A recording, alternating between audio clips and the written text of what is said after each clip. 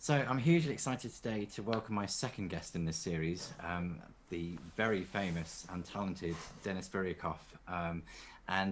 You can see there's a slight time difference between the two of us. It's quite dark here and it's very light where Denis is in LA. So why don't you just introduce yourself, Denis? And first of all, most importantly, what are you drinking today that we're having a drink together?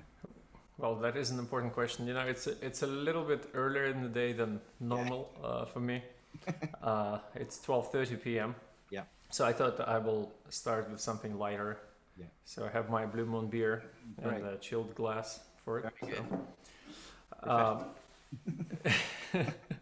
I'm on it's Guinness just as usual, so the darker stuff, but suits the weather over here anyway. So, so yeah, just why don't you just give us a quick background, Denis? I mean, you've done some massive high-profile things, obviously, throughout your career. But how did you get started with the flute? What was your kind of first influences when you were growing up? well, I started playing the flute in my hometown of Simferopol, which is in Crimea. Yeah. And it's now with everything going on politically, I don't know even, when people ask me which country we were born in, I just say USSR because it got so complicated over there. It's been 3 different countries in my lifetime. So I started playing the flute when I was 8, and it was actually my second instrument to piano. I played piano since I was 5, and we started sort of doing music for fun because my dad wanted my brother and I to kind of appreciate classical music and have some understanding of it. I mean, he did not intend this to get that serious at that point, Yeah. But somehow we fell in love with music because my brother's saxophone teacher had also 2 kids, and we started a rock band. So I was playing the keyboard, my brother was playing the sax, and we had the bass guitar and the drums. So it was really fun, actually. That's how we generally fell in love with music. I think it happens a lot that way because it's not always fun to play Czerny etudes when you're a little kid. Yeah. And actually, starting the flute, it's a somewhat embarrassing story because I had to sing in the choir in 2nd grade, and I really didn't. I was a shy boy, and I didn't enjoy singing in public. Yeah. And also, the teacher was not sensitive. She was kind of pushy, and we didn't get along. So my dad went to the principal and asked if I could do something else instead, and they said, well, he could take a woodwind instrument. So my dad was like, okay, what do you want to play? Your brother's playing the saxophone. And I thought, okay, well, saxophone is taken. I like the oboe. I thought it makes a pretty sound. And luckily, they ran out of instruments at school, so I couldn't get the oboe. And flute was my second choice because it's shiny and pretty, and I thought it's probably easy. Yeah. So I got the flute, and actually I really fell in love with it right away because at first, my lessons were once a week or so, and I didn't want to wait that long in between. So I started sort of playing on my own, figured out the fingering charts because I loved math and figuring things out as a kid. So this was kind of, oh, this is cool. I can find the next note. I don't need to ask the teacher.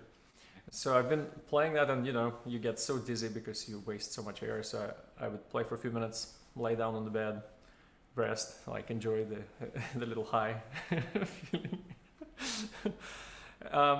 So that's how I started, and then a few months later, my flute excelled so quickly. I actually got better at the flute than piano, so we sort of switched. Flute became my first instrument, piano second. And then I saw Yuri Dolzhikov, who was a legendary teacher in Russia, in Soviet Union. I saw his masterclass on television, and I thought, oh my God, this is amazing. So my dad said, why don't we go audition to Moscow? And everybody around him said, oh my God, are you crazy? What are you going to do? What if he gets in? Are you going to move to Moscow? It's 1,000 miles away almost. But my dad was a very decisive person when it came to education. You could say he was a tiger dad, what they would call it here. So we went to audition for the school, and actually my playing was not that great. You know, I only played for a year, and I didn't have a lot of instruction on how to produce sound and all. But I did some composition and played piano. So I did all that for the teacher, because my dad was like, "Oh, you know, he composes." Oh, yeah, really? Okay, let him play some of his compositions. So I played the spider and the fly, you know, like kind of thing on the piano. So he said later, he confessed, he said, "Oh my God, your playing was terrible." I thought at first when I heard the flute, I was like, okay, no, this is a no. But then you played the piano and your composition, and I thought maybe he has some musical talent. So he took me in the class. He said, "Okay, I allow you to audition," and that means usually that he will accept you.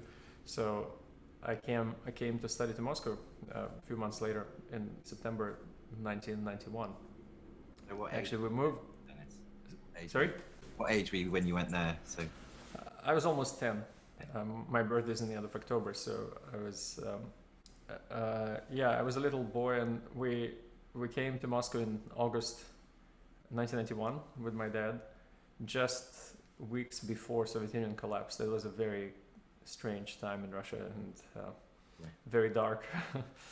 So, you know, but as a kid, you don't really realize many things, so that's kind of makes it a bit easier. I just focused on playing the flute mostly. By the way, do we have to say cheers? I see you already starting without me, so cheers. Nice to see you. Oh. So that was kind of how you got into that music school, and then that took you through kind of high school age, did it, right until you were 18? Yes. Yeah. So basically almost all the way until I met you at the academy. When do you remember we read some duets? I think it was my first year at the academy. I barely spoke any English. We overlapped because I think I was leaving. I left as you were coming, and I came. You left in 2001, I think, right? I left in 2000, but I came back to do a couple of projects at the academy. So I did something with and some other kind of concerto stuff. So I see. I was hanging around basically with friends. But yeah, no, that's when we first met. Yeah. So what was the transition between Moscow and then deciding to come to London to study? Those kind of interim years between them.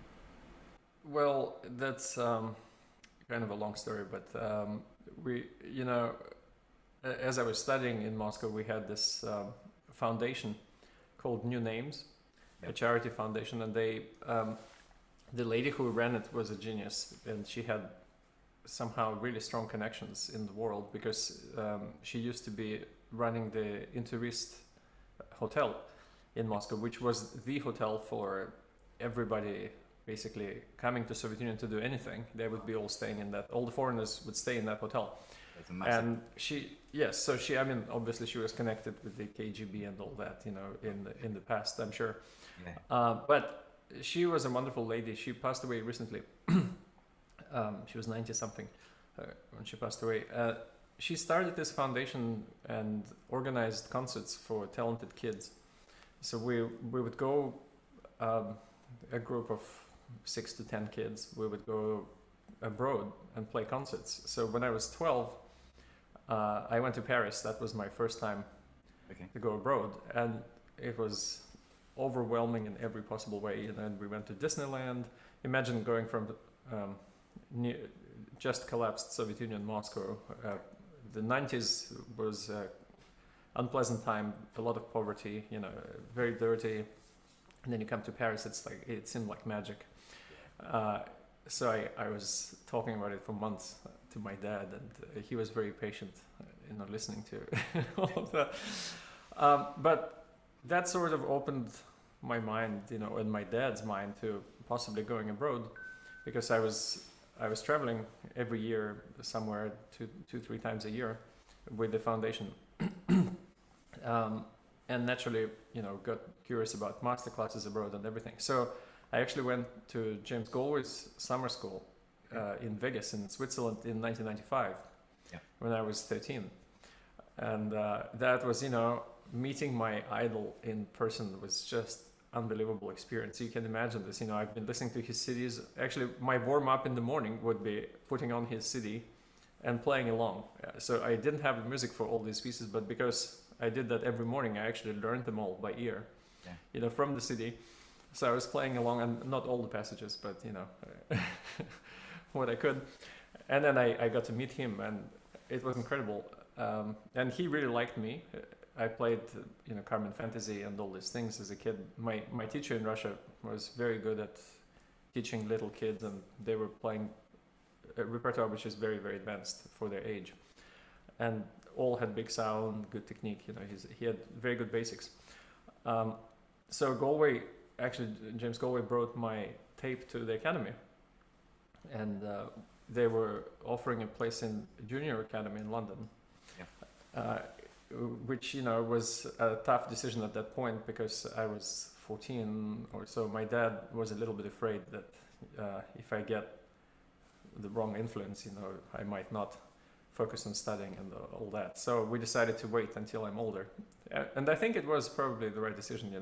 I had some friends who went to London and other places that age. It's kind of dangerous for a boy, I think, especially. So probably a good call on that. But anyway, then in 1999, 4 years later, I went to Wibb summer school, because my piano teacher in Moscow had a student who was taking private lessons with him, who was British, Stephen Carter, and he is British. And he helped, he found this leaflet of Wibb summer school, William Bennett summer school, and he brought it to us, and I thought, okay, I would love to go. And so I applied for some grants. George Soros Foundation was giving a lot of money in Russia for students to go to summer schools, to see the world, to learn. So I got that scholarship from the foundation, and I went to Wibb summer school. And it completely blew my mind, what he was saying and doing.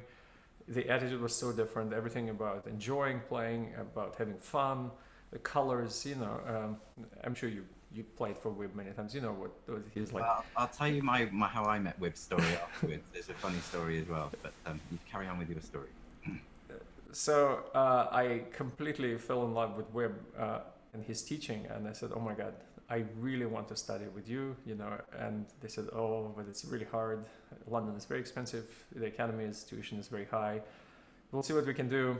So it was a long and difficult process, but next year I came to London. So I finished the high school in Moscow and went to study in London. I tried at first to do both Moscow Conservatory and London, but after one semester I realized it's not going to work. I came back for the winter session, all the exams in Moscow, and I only did the PE and English exams, and then I realized, okay, you know what, it's too much studying, too much work. I cannot do this. I have to choose one. And of course I chose to stay in London, even though every year I would have to reapply for the scholarship and all this. So it made me constantly somewhat nervous, what's happening next year was always the question, starting somewhere in the fall.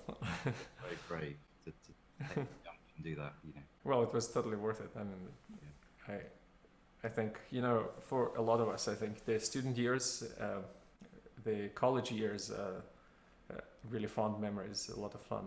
And very important, isn't it? Those connections. Yes. At that time, it really forms your character for a long time after. That's true. Yeah. So when I was 14, I went to a cathedral school. So I went to Bristol Cathedral, and Wibb came to play at my school because I think he was good friends with the canon of the cathedral. And I'd never heard him play before, but it was an expensive concert. I couldn't afford to go. I think there was like a dinner reception, and it was £35 for the concert and the reception. A lot of money back then, when I was only 14. Yeah.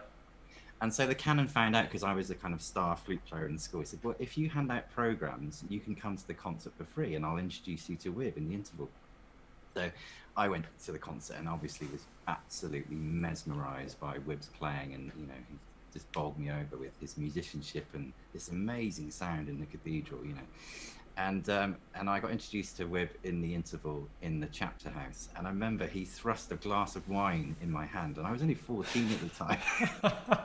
He goes, "Have a glass of wine, my dear fellow," and the canon found it so funny that he just let me have a little bit of this glass of wine, and I was too sheepish and I had to put it to one side. But anyway, Wibb signed my program, and actually the nice thing was, after having some time at the academy and having classes with him, and I had a couple of lessons with him, I showed him on the day that I graduated. I showed him this program that he'd signed for me when I was 14. I said, "Wibb, this is the reason why I went to the academy, you know, because of that one concert, you know." So incredibly inspirational, you know, person and player and everything. So I can completely see your journey as well and the reasons why. Yes, you know, I still remember the first time he played the note in the class, because you know, my first morning, my English was terrible, even though I thought I was pretty good in Russia, but you know, the accent is different and everything. Yeah. So when I got there, first morning, somebody was playing for Wibb, and I couldn't understand what he was saying, and I thought, oh my God, this is going to be a difficult week, you know. Yeah. But I was determined to sit and listen to everybody. But then he kept explaining, going on about some idea, and then finally he said, okay, put his flute together, and he demonstrated, and that was the moment. I still remember, I almost jumped. I was like, where's this sound coming from? I've never heard this three-dimensional tone, because, you know, I mean, of course, his recordings we all know, but when you hear it live, I'm sure you remember that it's a completely different kind of experience. Just this enormous, not forced, beautiful sound. So for me, that was transformational, you could say. You know, at that moment, I still remember this. I was like, oh my God. And then I was paying 100% attention from that point for the rest of the week. Yeah. And so with that connection that you made with Wibb at the academy, I mean, what was the next kind of stage after that? So you kind of graduated from college. Did you start doing auditions for jobs? Where were you kind of based at that time? Well, so as I was, you know, every year applying for scholarships at the academy, and sort of thinking, what am I going to do next? Because I wasn't doing a proper undergrad course at the academy. Right. They the first year when I got there, they made a program called Year In, they used to call it. So it's you can stay at the academy, you can choose whatever classes you want to take, you know. So I took way too many, because I thought, oh, I want to do this and this and this, and then of course I was struggling the first year. Then I learned it next year not to do that. But so I did the Year In project, because they made the tuition much cheaper and they could pay for it, the academy. And I got a little bit of money for living expenses as well. But then the next year, they had enough students on this Year In course, so they gave it a title. So what was it called? Gosh, actually I think Year In maybe was the title. Before it was called Affiliated Course or something like that. Yeah. Anyway, it doesn't matter. So the next year I did again the same thing. So I already spent 2 years at the academy and no degree, no diploma. But it didn't bother me, because all I wanted was to study with Wibb. But then, you know, I remember talking to Keith Bragg, who was the head of the wind department. And he said, well, what do you want to do next? I said, well, should I apply for undergrad? And he said, well, you're kind of getting a little old for that, you know.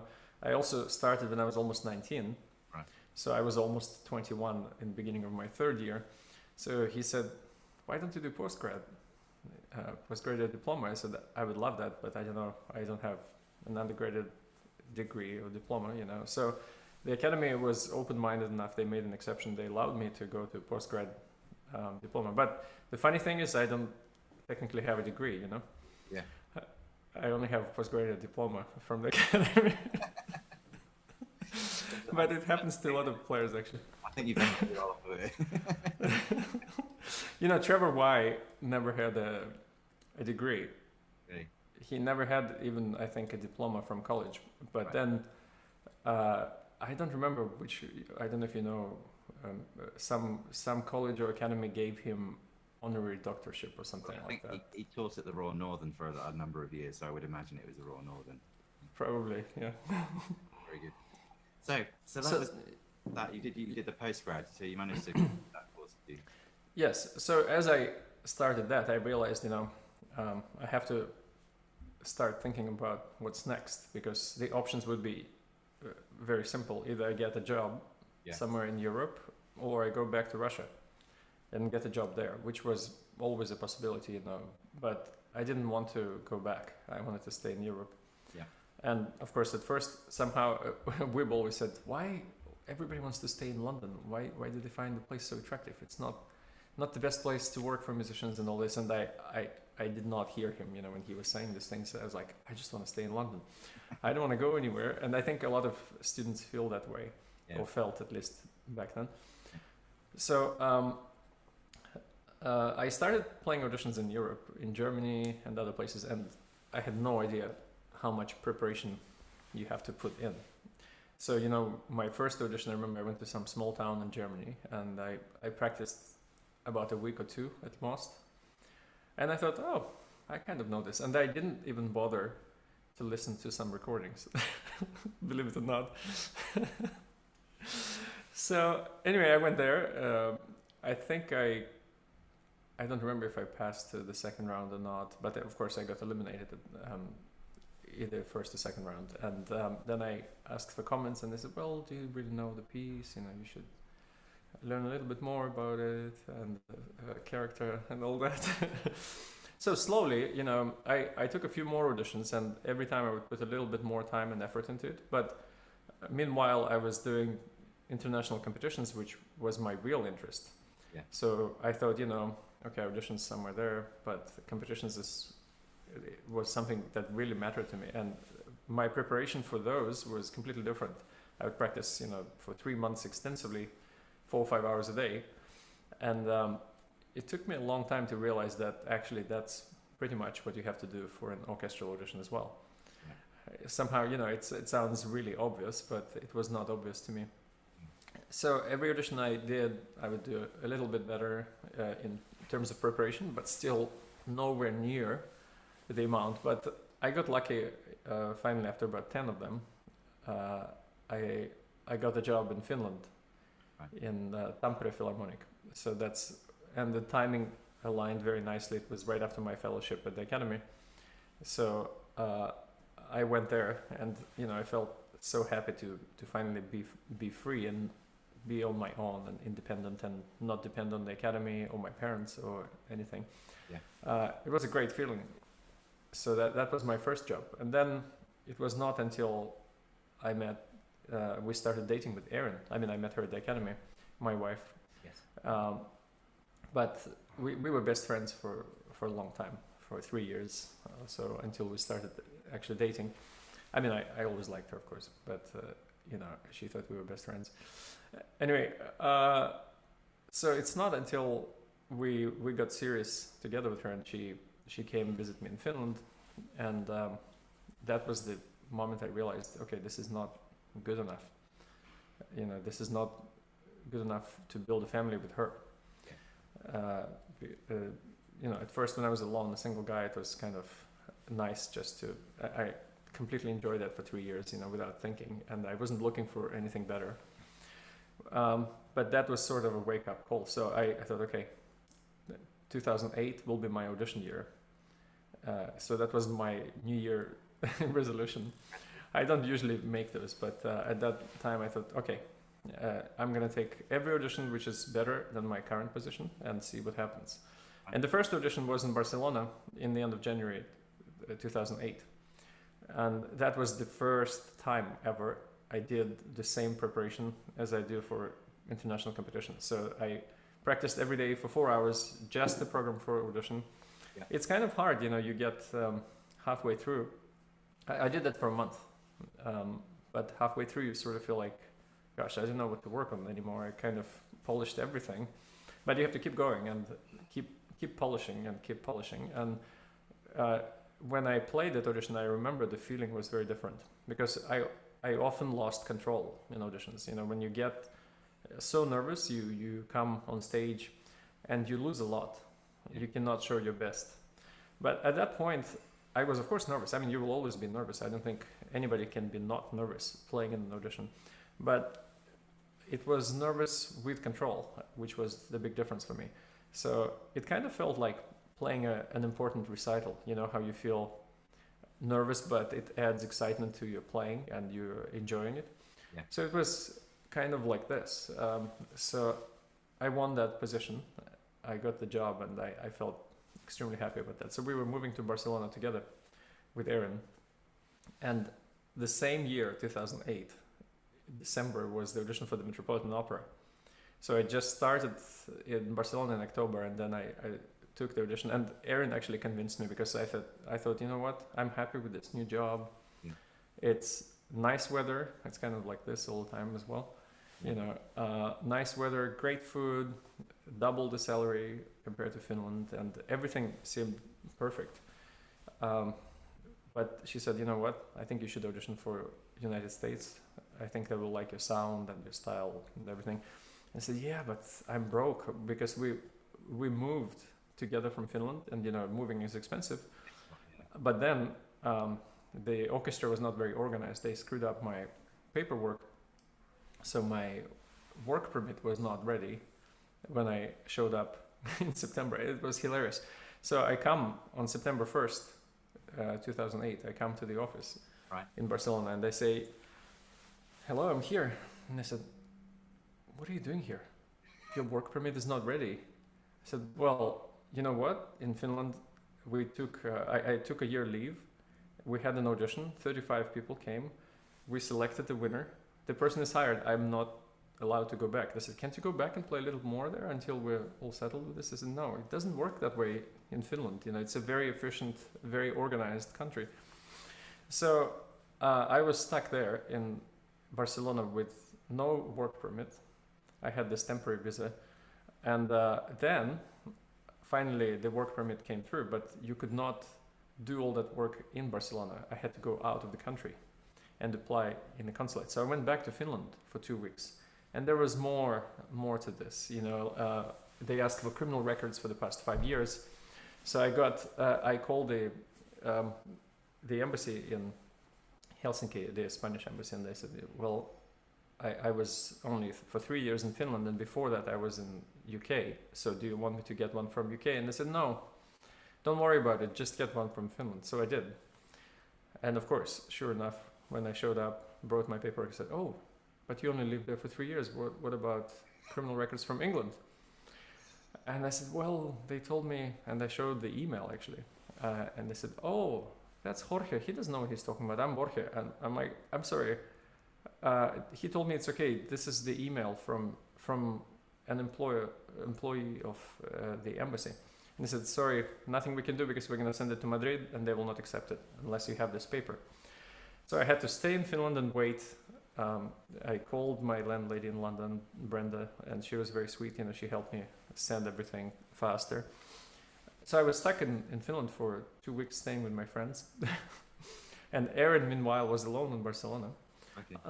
Anyway, I came back in the middle of October and started working there. So after this, 6 weeks of no pay, moving and everything, my credit cards were all maxed out, and then Erin says, well, you should go audition for the Metropolitan Opera. And, in New York, the cheapest hotel, something decent, was $250 a day. And the audition was 1 week long. So you can do the math and flying and everything. I said, this is just too much. I don't think I should do this. It's a new job and I should focus on this. And then I get a letter from the Met saying, now we will have 2 principal positions, but we will hire both people from the same audition. So the chances were double. It was kind of too good to miss.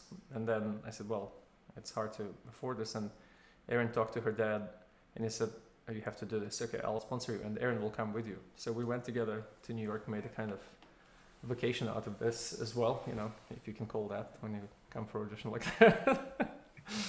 So anyway, that's how I got the mad job and how we moved to the United States. So it was kind of that year was lucky for me, I think, 2008. So tell me about New York. I mean, New York is one of my favorite places in the world. What was it like living in New York and that adjustment, especially coming, I mean, you lived in Europe, but the adjustment from coming from Russia to Europe to then to New York is very different, isn't it? Well, I sort of, in a way, got used to adjustments, because moving from London to Finland Yeah. was also a huge adjustment because I was in second largest city in Finland, in Tampere, with population of 200,000. So imagine after being in London for 5 years, a student, with everything going on there, and then suddenly you're in a small town and you don't meet anybody than colleagues who are all grown up. I was used to hanging out with students. I mean, I found a group of young players in the orchestra and we became friends. Now they're also all in different orchestras. It was our first job for all of us, so there was a bassoon player, Mikko Pekka, and the oboist, Paula. We were hanging out. My friend Dima, who was also at the academy, clarinetist, he got the position there. We overlapped for a year. Now he's in Switzerland. We all sort of went all around places. But so I was used to that, and Barcelona was a completely different place too. But of course, the United States has its own vibe. It's different.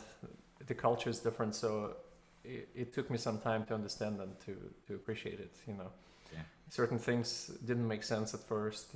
It's but I think it's normal. It's for everybody. We all have our stereotypes of all the places. But when you live in a place, it's a completely different experience than visiting. So you find the good things, you appreciate them. No place is perfect, obviously. There's not a single place which you can say I love absolutely 100% everything. Yeah. But I must say I'm pretty happy in LA though, because we were we were talking with Erin when I was at the Met. I said, I like the job, I love the orchestra, even though it's a little too much work. But I wish we could live in a place like Barcelona, but with a job like the Met. And then it happened, because this is similar in that way. Yeah. But there's even within the same country, with the United States. I mean, even state to state is very different, isn't it? I remember when I was at the academy, I was living in the halls behind the academy, and there was another student that was like my big brother, and he studied at London School of Economics, and he was from Baltimore, from Maryland, and he was involved in politics. But when he left to go back to America, he gave me a John Steinbeck book called Travels with Charlie, which is the travel writer, and he basically went round America in a truck with his dog called Charlie, from state to state, and in the 50s or 60s, I can't remember, but it was so stark, the differences even state to state. So I mean, it's unfair to call it one country, and especially between the East Coast and the West Coast, there's a big difference, isn't there? That's very true. Yes, I feel it's almost like in Europe, you have unique cultures as you travel. I mean, the countries are very different. It's almost like that in America. It's sort of many countries in one, because also it's so vast. The land is so huge. Yeah. So if you go north to North Dakota and then you go to California, they're completely different countries, really. And I personally love California, I must say, as much as New York is fun, but for me, New York is not an easy place to live. It can be challenging, and people tend to be a little bit bitter. But this is always talking about stereotypes. They say that in California people are so fake nice all the time, and in New York they're just real. There's a bit of truth to that, but in general I say I would take fake nice over in your face rude. I mean, not that everybody in New York is like that, of course, but and we didn't live in Manhattan that long. We only stayed for 6 months or so until we moved to New Jersey. So it's kind of a different world as well, even though it's so close, being in the suburbs. Yeah, I know New Jersey a bit. Whereabouts in New Jersey were you living when you were there? So we were in Bergen County. First we were in Harrington Park, and then in Demarest. And yeah, commuting was difficult because it's a 40-minute drive or so. I mean, depending on traffic. We would always leave 1 hour and a quarter before each service, and sometimes I would have a morning rehearsal and evening show. So doing that twice back and forth just by itself takes a lot of time. So we waste a lot of time driving, and so that was one thing I decided I want to avoid in the future. And here, luckily, all of our conditions in LA were against the stereotypes. People say, oh, in California you'll be driving all the time, you'll be in your car all the time, but it was the opposite for us. In New Jersey I was driving all the time to New York. Here I drive to work in 20 minutes, which is very nice. You know, it's not a long distance, it's 7 miles. Yeah. So it's nice, and we walk around our neighborhood because we live on Melrose Avenue, where you have a lot of restaurants and shops. So actually everything is opposite for us. We're walking a lot here and not driving as much. My car in 2 years has only 7,000 miles on it, so it's wow. yeah, that's great. And so you've got kind of used to the lifestyle over there on the West Coast. You're really enjoying that kind of difference and having more time. What's your kind of, I mean, I know it's very strange times at the moment, but what's the kind of orchestra routine? Because you know how London orchestras are, especially in terms of the manic schedules and how many concerts they do a week. What's your kind of typical schedule with the orchestra? You mean pre-COVID, right? You're talking about. So LA Phil has 2 seasons. One is at Disney Hall, which is our main venue. Yeah. And that starts in the end of September and goes through beginning of June, end of May. And then we have 1 month off. June is off, and then from July until beginning of September we're at the Hollywood Bowl, which is an outdoor venue, 18,000 seats. It's huge, and it's sort of, actually it became such a part of LA.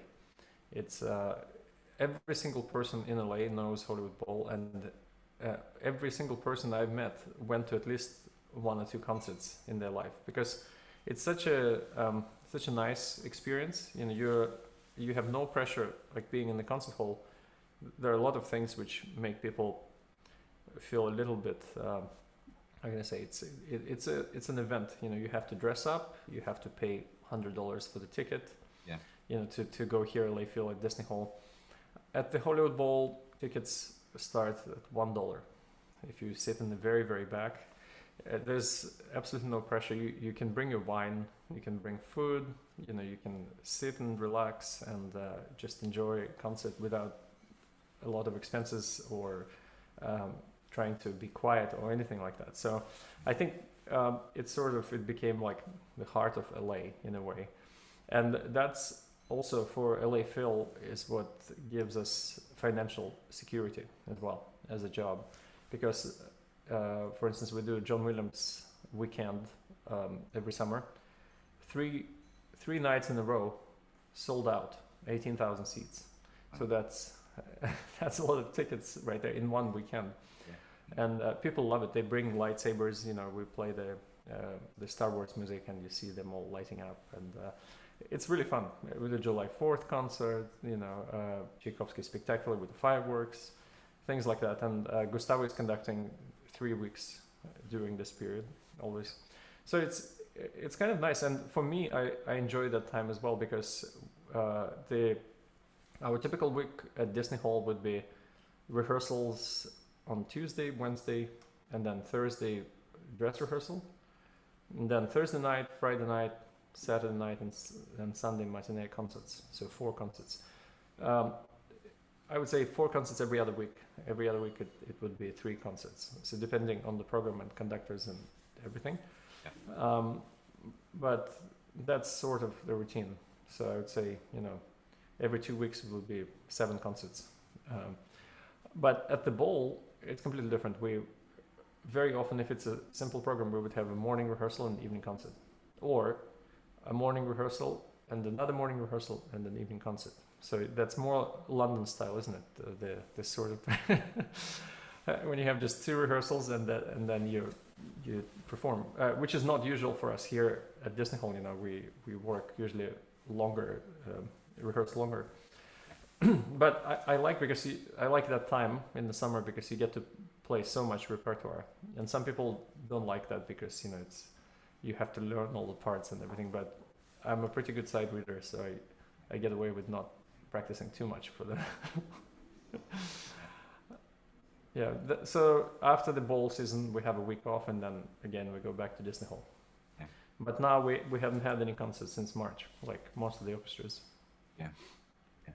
And so how are you finding that? I mean, how are you finding that kind of mentally, and do you have a routine that you try to keep to? Are you doing other projects at the moment, kind of doing more teaching, or just, I mean, how are you just trying to keep things going? You know?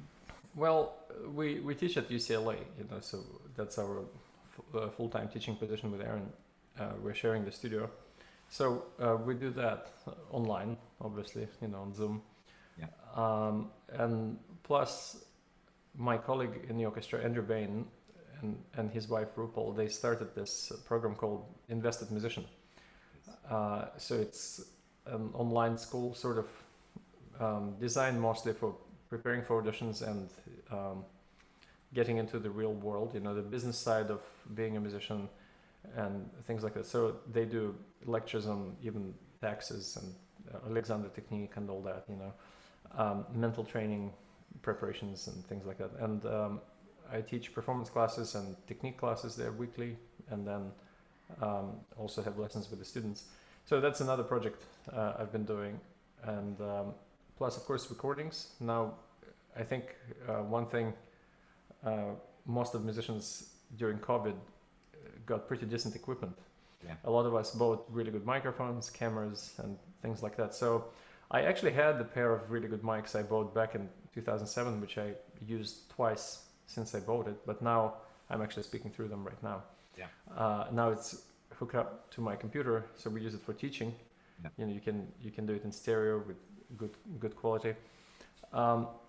But also we did some recordings at home, and now I have a lot of material which we recorded. I have to sort through and select takes and all that. Yeah. We did some recordings with Emmanuel Sasson, the harpist, and with my colleague Boris Alakverdian and his wife. Yeah. And we recorded some clarinet and flute trios. So yeah, I think you can stay busy easily, but it's important to do something, I think, because if you don't have anything to work for, it's very hard to stay motivated. So sometimes you think, why do I have to practice today? Why bother? Yeah. I had this feeling a few weeks into quarantine. I thought like, oh my God, I don't know when I'm going to be performing next. Yeah. So I took a couple of weeks off from playing, and but then I missed it too much. So I came back and it was kind of fresh and nice. But now I try to keep playing every day. Only for Thanksgiving I skipped a couple of days, because of the holidays. But in general, I try to play at least an hour a day, even when there's no need for that. Yeah. And do you have any kind of other kind of interests and focuses kind of that you have been kind of running alongside music, kind of staying, or even in normal times? Are you kind of a person that likes to do exercise, or? Well, I was really into running until very recently. So because of COVID, I had more time to do it, and I really got into the rhythm, So I was running 3 times a week, between 10 to 16K, and I would do a half marathon once a month. Wow. So I joined those challenges on Strava, But I, it's kind of a stupid story, but I bought new running shoes, and it was not a fit, and I didn't realize it. I went for a couple really long runs, and I think I might have a fracture now or something. So I've injured my foot, couldn't run for a couple of weeks, and we'll see what happens. So it's going to be probably I'm done for this year, unfortunately. Yeah.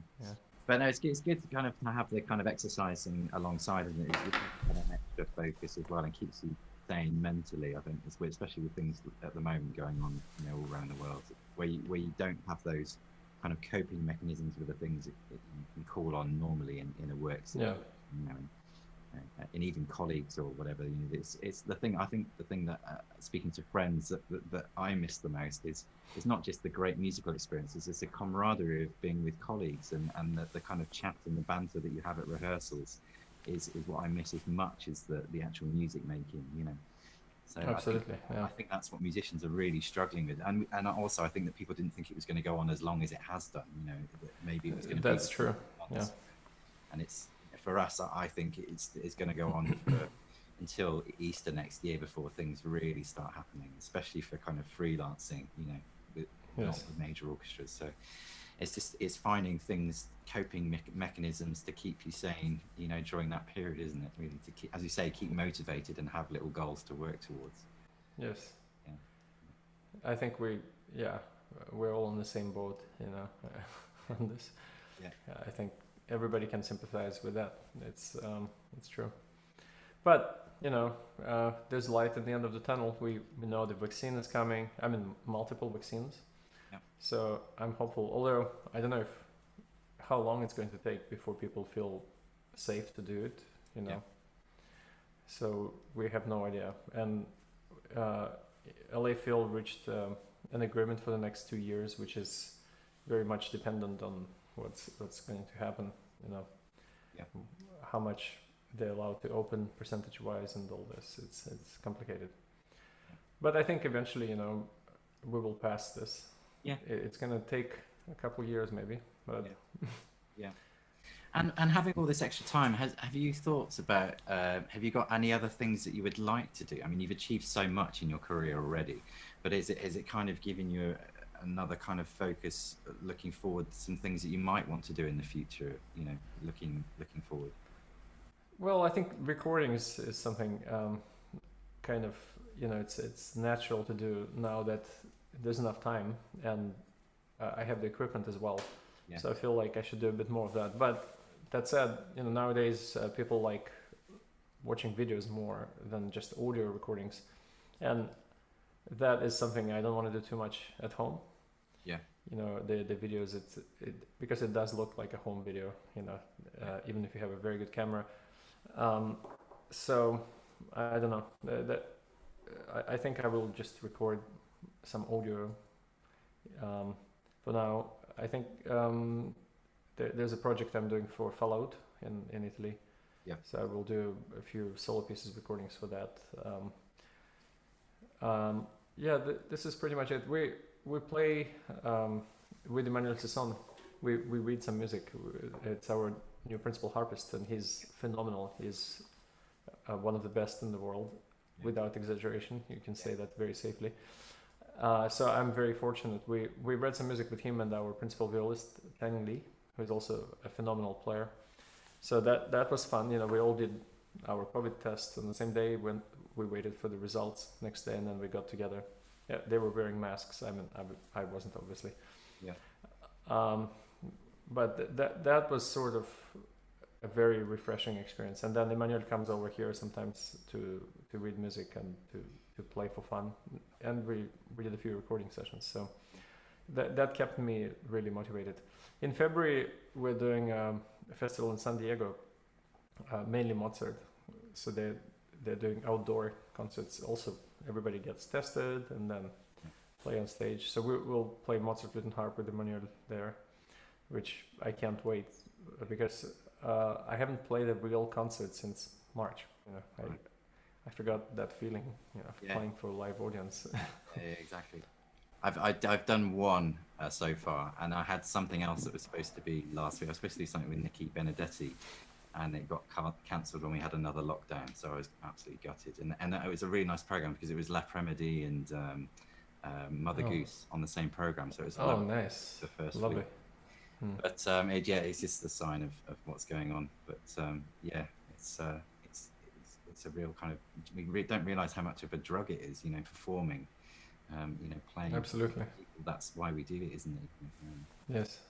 So, brilliant. Well, I'm so grateful, Denis, that you've given me so much of your time and talked about your career and experiences and seen the kind of progression through. I mean, you've as I said, you've had an amazing, and you do have an amazing career, and have achieved so much at such a young age as well. So you really are an inspiration to so many flute players. Thank you. It's been an absolute pleasure to hang out with you and have a drink and a chat. Well, thank you for having me. No problem. Yeah. I'm happy to have an excuse to drink in the afternoon. You know, it makes it feel like a vacation a little bit. Yeah. Very good. And when things get back to normal, I hope our paths cross at some point when you come back over to the UK. We should do this in person. Yeah. Yes. Okay. Well, thank you. Thank you, Ian. Thank you. Thanks for having me.